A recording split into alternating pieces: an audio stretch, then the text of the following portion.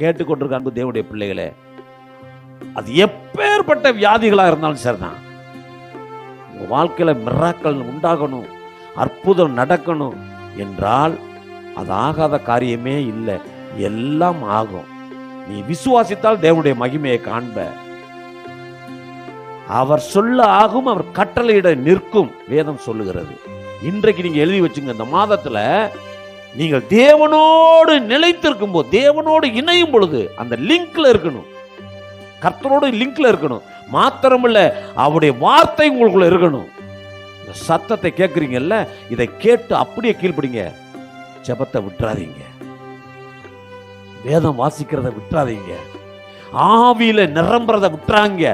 பரிசுத்த ஆவியில நிரம்பி ஜெபம் பண்ண ஆரம்பிங்க. அந்நிய பாஷையில பேசுங்க. எவ்வளவு நேரம் நீங்க அந்நிய பாஷையில பேச முடியுமோ அவ்வளவு நேரம் நீங்க அந்நிய பாஷையில பேசி பாருங்க. பிசாசானவன் உங்களை விட்டு ஓடி போவான், வியாதி உங்களை விட்டு ஓடும், வறுமை உங்களை விட்டு ஓடும், துன்பம் உங்களை விட்டு ஓடும், துயரம் உங்களை விட்டு ஓடும்.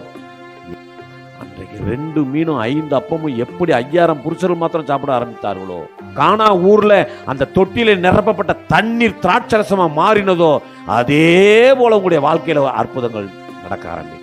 இன்றைக்கு நீங்கள் விசுவாசித்தால் தேவனுடைய மகிமையை காண்பீர்கள்.